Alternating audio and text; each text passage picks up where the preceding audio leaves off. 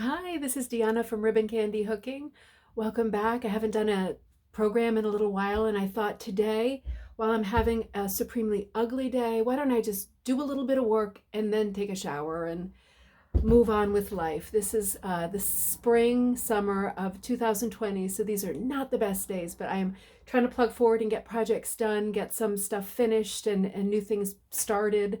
And today I thought I'm at a point where I'm working on finishing um, this month's pattern, which is, I haven't decided what to call it yet. It's like a vintage, one of these like old time Ohio art tin pails, and I'll talk about those in another video with my little assistant who likes to do the main videos with me. But for now, I thought I would block this, and blocking is something that we haven't done together. This is obviously a beginner video, and blocking is so much more important than one would think it is, because it's basically ironing it. As I'm going to show you, I'm going to do this month's and last month's blocking, and in the future we'll do finishing videos too, because that's a whole other thing, and it's so less challenging and difficult than I think one would automatically think. It's very manageable and even easy depending on how you attack it and what your mindset is going into it.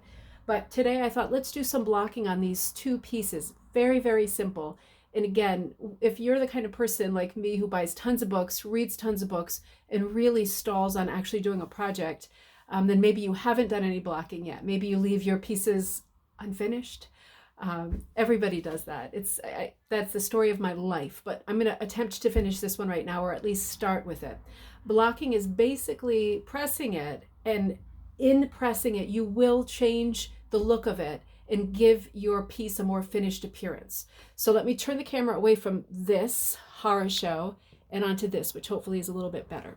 So all I've got here is I've got a work table here, and this is a big quilting table with a quilting ironing board cover on it. And I use this always when I'm doing ironing and finishing because it's huge.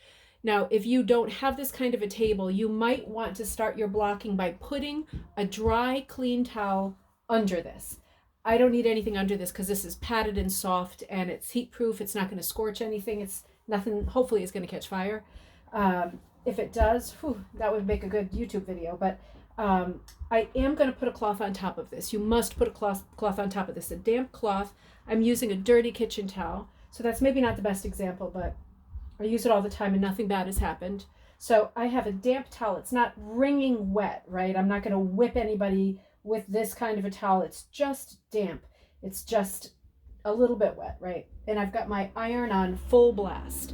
Again, if you don't have this kind of a table, or you're not working on an ironing board, or you've got a larger piece, then have your piece on a towel, dry towel, or I know some people who even just put it on like wall-to-wall carpeting, like just on the floor for padding, and then put the damp towel on top of it. The damp towel is the thing. The play is the thing. The damp towel is the thing.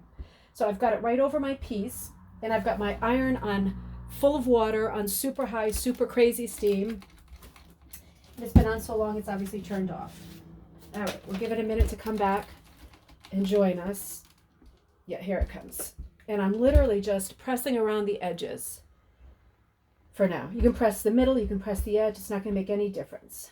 Sometimes I come in the sides like this, but we'll do that later just to make sure the sides are nice and tight. But here he comes. He's coming alive. Frankenstein is alive, and he's going to press this piece if it kills us. So I'm just going to leave it. I leave it like this. I have a degree in costume construction, and I used to work in the theater in London when I was younger, in my 20s. And we did this a lot. We would lay the iron on a piece and walk away for 15 minutes and come home, and somebody's beautiful gown, who they were supposed to, be wearing on stage that night, would be have a giant triangle-sized hole through it. So I learned from those days. I try not to do that anymore, but we are talking about a length of time that you want to press it. And I often just leave it like this for a minute, shout down to the kids, is everybody alive, or is anybody's head hanging on by a thread?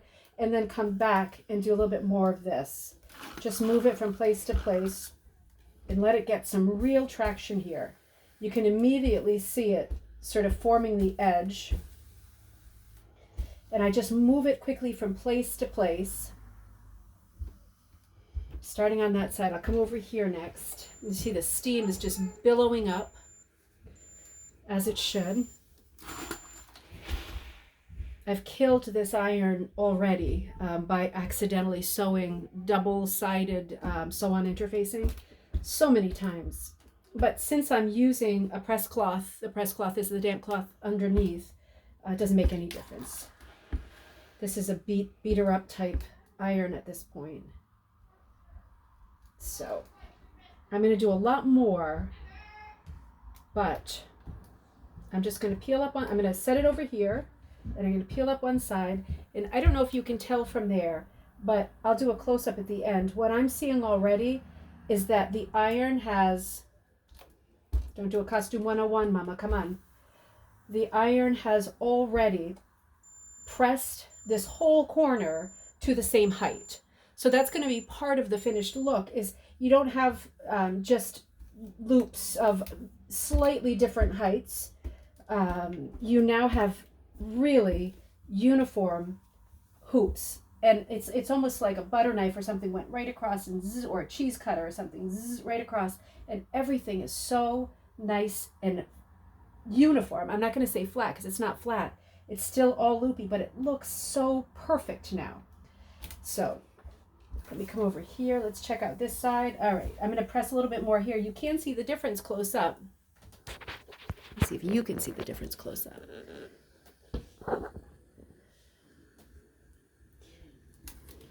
Be careful over here. There is a difference. It does look very, very, very, and again, I will take the camera out at the end and show you a side view. It looks very flat and uniform, squared, very official. So I'm going to come over here, give a few more blasts. Oh, Pop's going to come in. Come on, Pop. Come on, do your worst. All right, let's see. You know, that's pretty good. I'm going to do a little more in the center. Now I want to point out with this piece that I've used yarn. This is the lobster on the pail. I've used yarn here for his antennae, and I've used yarn on his little eyeballs, and everything else is number 8 cut wool strips. So I'm going to blast his little eyeballs and his face a little bit more. The wool is 100. The yarn is 100% wool, so it's not going to give any kind of a change of look. Speaking of which, I did a hooking with yarn video, and it got a lot of hits and it got a lot of likes, and it was the best viewed video so far. And I have to make it sort of addendum to that video because I've been reading about a woman who hooks with only acrylic, and God, is her work gorgeous. So there will be a part 2 of that. But for now, what I'm ironing are my number 8 wool strips in my 100% wool yarn. And let's see. I think this is probably going to do it for this one. Yeah. I mean, that looks, you probably can't tell, but it looks super finished and crisp. It looks really perfect, and I'm not perfect, but it looks perfect. That's what the steam has done. I don't need to do anything on the back as far as finishing it. I can see this little corner, where are you, little corner, is less perfect. So sometimes the corners can be forgotten. The same with cleaning the house and sweeping things out. Sometimes the corners can be forgotten. But you're giving it this kind of hit. I just finished a larger commission rug that was quite a bit bigger, much bigger than this. And I mean, I pressed that for 2 hours. I just did this kind of thing for 2 hours and listened to a book on tape. And it really needed a lot of pressing. It needed to be perfect and uniform. This is just a small piece. This is going to take you 5-10 minutes to press. What I'm doing now is, for me, enough. But, you know, I'm not sending this piece off to the Smithsonian or anything like that. So this is going to be enough. So that's done. I'm not unhappy with that. I'm real pleased with that. So let's have a quick look at another piece. I'll put you over here, and I'm going to bring last month's piece over. This is the Vintage Seed Packet Zinnias. A lot of people bought this pattern. This is my favorite pattern so far that I've done for our monthly kits. I love these seed packets. I did a great video about the genesis of this pattern with my little daughter Jocelyn, my little assistant, and I'm just loving it. And a few people have written to say they want more seed packet kits, and I dyed all of the seed packet colors specifically to match the kit. These 3 I hand dyed. It was super laborious because I kept messing it up, but I can see doing a lot more of the seed packets. They came out great. Bye, pup. And a nice little finished piece here. It's going to square itself off nicely, and I haven't steamed or finished this one at all. So let's see if we can get a sort of before and after here. God, I hope my stomach's not in this video. All right, let's not forget the corners. Now, if you are in our group, the Rug Hooking, Rug Braiding, Punch Needle Club of Southern New England, we're at about 350 members now. We've started in January, so we grew fast, and we've long outgrown our regional name, so I'll have to be thinking about changing that. Let me know if you have any ideas. But if you are in our group and you do the monthly kit, then we can be thinking about putting these together at the end of the year.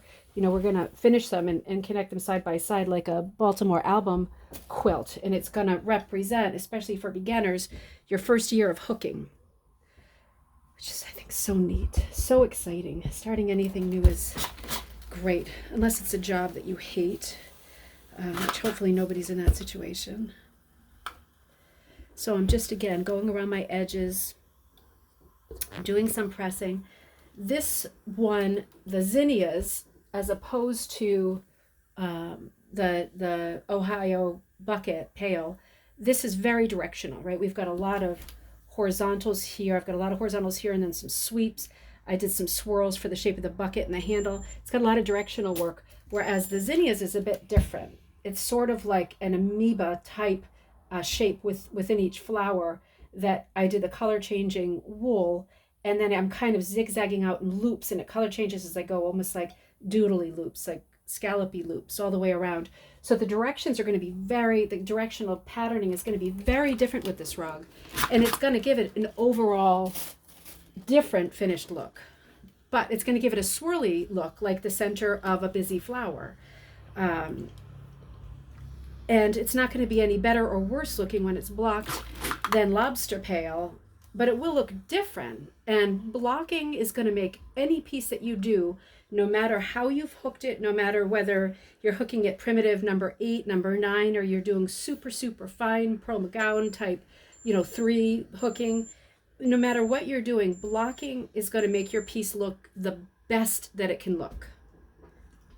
So why not, right? Because this is not rocket surgery right here. So I'm going to pull this up in a minute. We're going to move on to the next phase. No, I haven't done this one as long as the last one, but I want to move on. So I'm going to say, already looks better, good enough for now. I'm going to unplug this because I'm going to burn myself. All right, so yeah, you can see the steam rising off of it. It's squared off really nice. The loopy loops have gone right down into a uniform pattern. It's looking not quite so busy, more controlled. It's just the best you can do to block something like this. I'm just going to fast forward a hair and say, if I were to go another step today, which I'm not, I need to get these kits set and get them out because I'm going to be away for a little while. If I were finishing this today, I would be looking at my next step, and we will do a full-length video on this. How do I finish a piece? And this, again, is for beginners. I would be thinking about, do I want to stretch it over a canvas frame, like canvas stretchers? You can buy stretchers at an art store, or you can buy a crappy old painting at Goodwill and take the canvas off, especially if it's a printed painting and not something truly nice, and stretch your piece over that.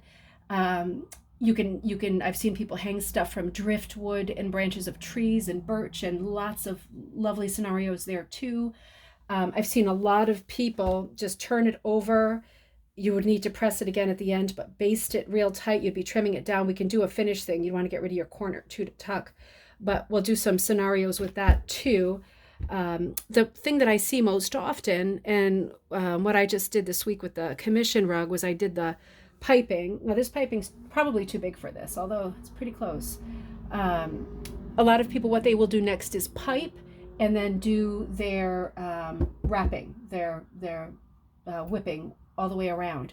And I'm just going to show you what those pieces look like without doing it right now. So you know in your mind, when you're finishing a piece, when you're blocking a piece, you know in your mind, what is the next thing that I need to get my head around that I will need to do? And what kind of supplies am I looking at? What kind of expense am I looking at? Those kinds of things. So when you're coming to the end of your project and you're thinking about the next thing, how do I finish it? How much more time do I need to get this piece on the wall or on the floor? Just be thinking about this, probably the most common way of finishing something. So what you would do next if you were using the whipping, sorry, the piping, this is very thick piping, is you would be whipping it onto your edge. This is in a nutshell, in a crucible, burnt down. Don't start doing it. You never start on the corner, and I would actually never start on the top. So let's turn this upside down. This is just a brief overview. This is what it would look like. Now I already have a border on this, so I probably wouldn't whip this. But if I were to whip it, I would be going like this, measuring around the edges, right, all the way around. Just don't cut it, don't do it too short. You want to do it about an inch too long, right? I would cut it here, and that would be my edge, that would be my next part, right? And then I would be thinking about, I would have to then sew it onto here, turn it over, trim the excess, all that stuff. But I would be thinking about then covering this piping with something prettier than this, right? So you would then be looking at yarn.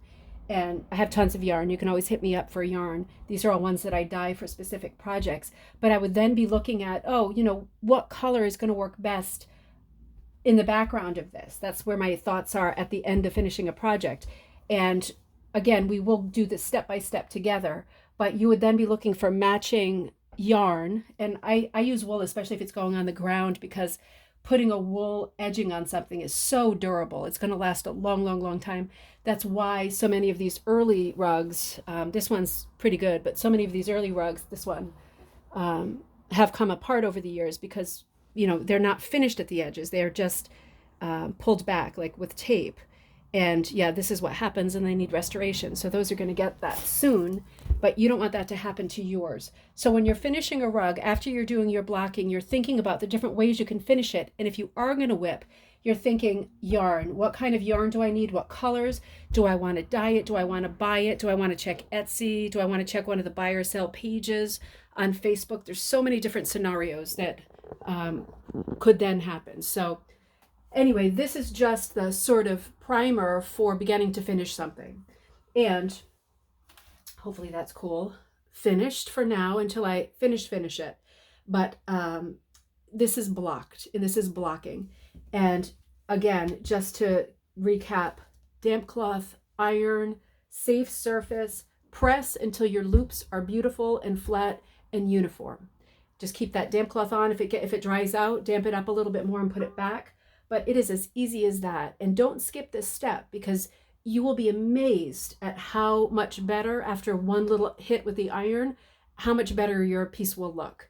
It's super worth it. It really is. It's like money in the bank. Just taking 15 minutes to do this. So I hope you enjoyed this video. We will do more practical videos on finishing. And in the meantime, take care, and I will see you soon.